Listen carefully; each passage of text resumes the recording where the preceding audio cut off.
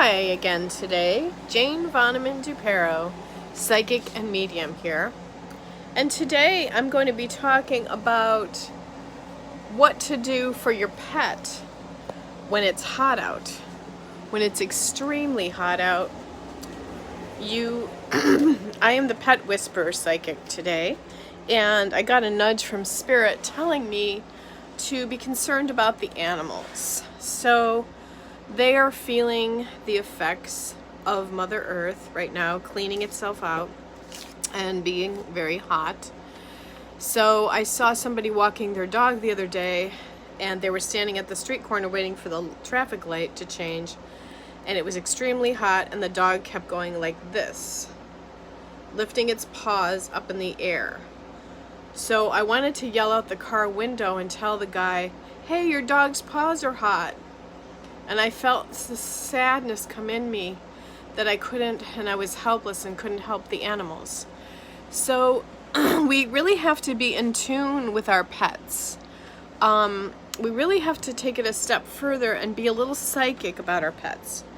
So how to do that is to train your mind to be intuitive with your pet and match vibration with their level, and know, first of all, the things that make them happy.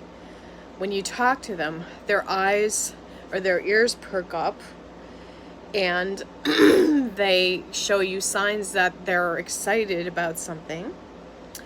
And how they try to communicate with you is through their looks, how they look, and how they look at you, and how they growl or how they bark, or there are different types of barking, what else? Let me think. I'm thinking of my dog. Study their body language. They are very smart. They know exactly what you're saying all the time.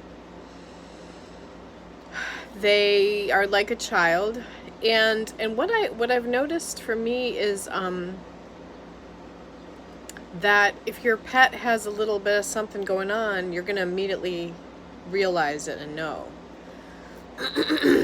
So learn how to study your pet's body language. So what is body language for a larger dog, like a Doberman or a German Shepherd? Would be different language than a small dog would try to show you. Small dogs have the small dog syndrome, which means that they're going to have a huge bark and go after large dogs because they're going to try to intimidate.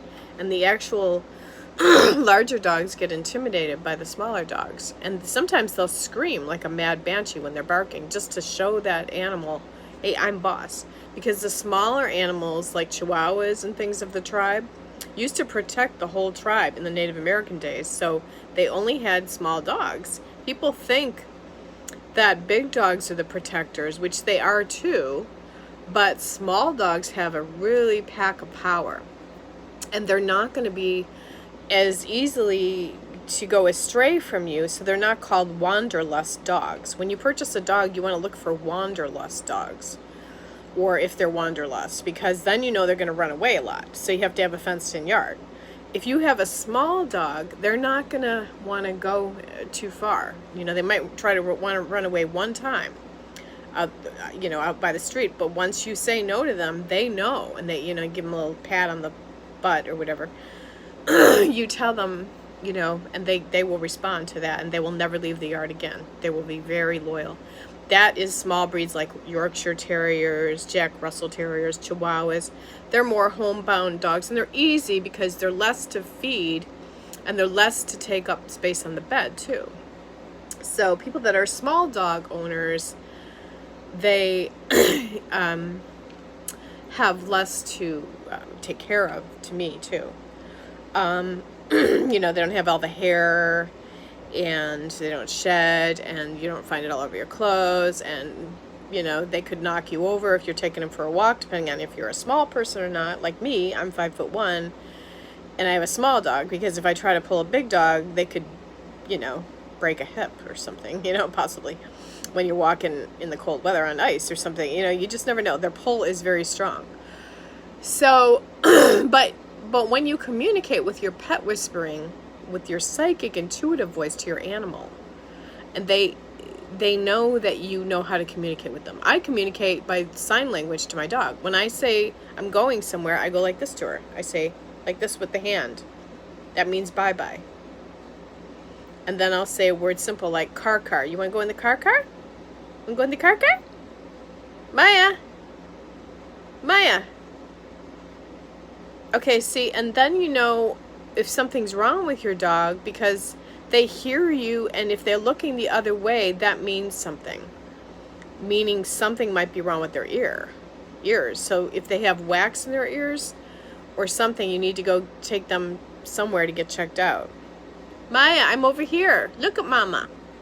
See, my dog, she's 13, and I need to take her in and to get checked out because she's looking the other way. She's confused.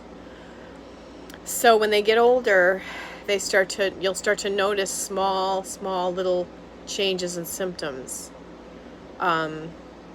You know, my dog was 13 and she ran on the back of the ledge of the couch and she had a stroke because she fell back behind the couch. She liked to do that every day when the mailman came. She liked to look out the window.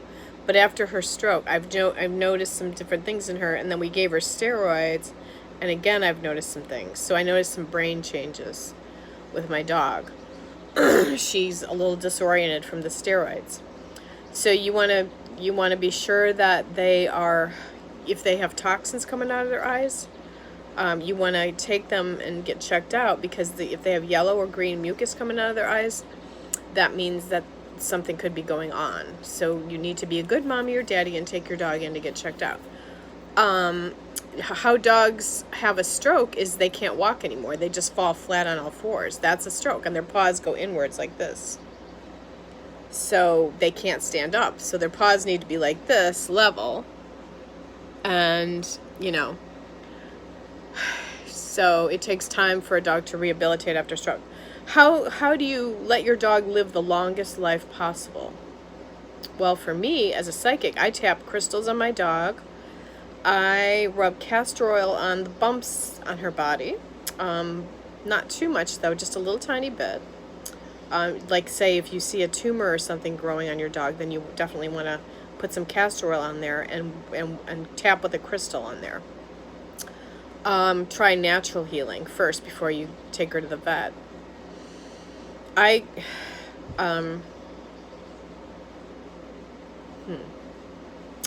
People love their dogs so much that, you know, it's like their child. So when somebody loses an animal, it's very dear to their heart. But just know that your animal can still whisper to you also from the other side. So you don't have to be afraid that your dog is gone. You know, a new puppy is probably good for a lot of people because it'll help them to heal fast.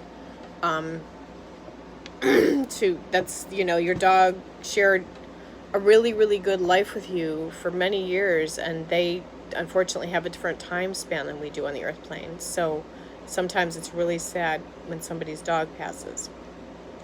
I mean, all the time. I shouldn't say sometimes. So be sure not to use, they said, the pet whispers of my spirit guides that talk to me about the dogs. Be sure there is not urea in their soap that you bathe them with, because that is an ingredient that's going to go into their skin. It's going to be toxic, and it's going to make them sick. So you want to be sure to use organic and natural soaps like Burt Bees or something. I don't know if they have it, but, you know, something natural that you derive yourself even, or something like that, because the chemicals, you know, the chemicals that we have to even endure right now in the earth plane are hard, let alone the poor pets who are smaller than us and have smaller bodies, and, you know, they need a lot of detoxing in the summertime too. I gave my dog garlic today. I do believe that you can give dogs garlic. You just can't give them onions or grapes. And that will make a difference, because that is like a natural antibiotic and antifungal. I just give it to her occasionally, wrapped up in a piece of small meat. I found out recently that dogs could even go vegan. So you can make your dog vegan. I hope I helped you today, and I will look forward to talking to you guys in the future. Thanks so much for watching.